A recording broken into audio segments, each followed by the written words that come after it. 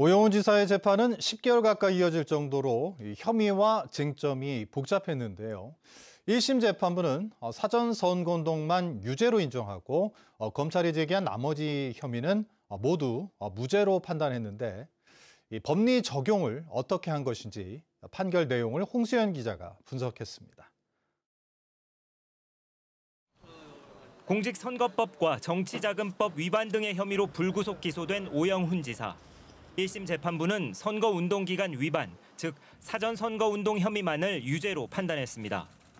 지방선거 공식 선거운동 기간 전에 당시 오영훈 후보의 핵심 공약 가운데 하나인 상장기업 20개 유치 협약식과 관련 기업 간담회를 연 자체가 일반 유권자들이 볼 때 공약을 홍보하는 행사로 인식할 수 있어 사전 선거운동에 해당한다는 겁니다.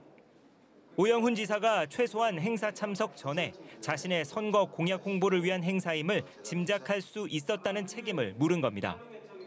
하지만 제출된 증거 등으로 볼 때 오영훈 지사가 행사를 직접 기획하거나 선거운동을 하기로 캠프 관계자들과 사전에 공모한 것으로 보이지 않고 선거에도 중대한 영향을 미치지 않아 당선 무효형에 해당하지는 않는다고 판단한 것으로 보입니다.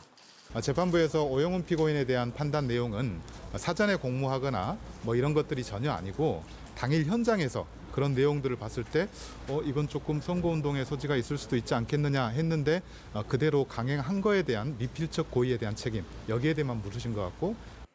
재판부는 오영훈 지사의 행사 비용 부담에 대한 정치자금 수수와 지지 선언과 관련한 경선운동 방법 위반 혐의에 대해서도 모두 무죄를 선고했습니다.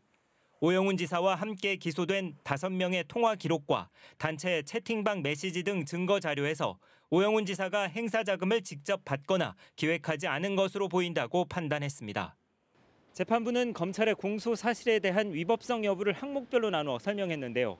관심이 집중된 공판인 만큼 재판부는 선고에 1시간 반을 할애했습니다.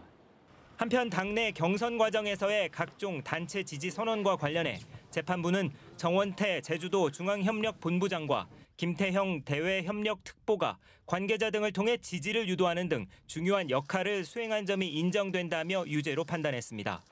또 재판부는 협약식 등 행사 비용을 자신의 사단법인 자금으로 지출한 법인 대표 고모 씨와 경영 컨설팅 업체 대표 이모 씨에 대해서는 정치자금 수수와 지위를 이용한 선거운동 혐의에 대해서도 유죄로 판단했습니다. MBC 뉴스 홍수현입니다.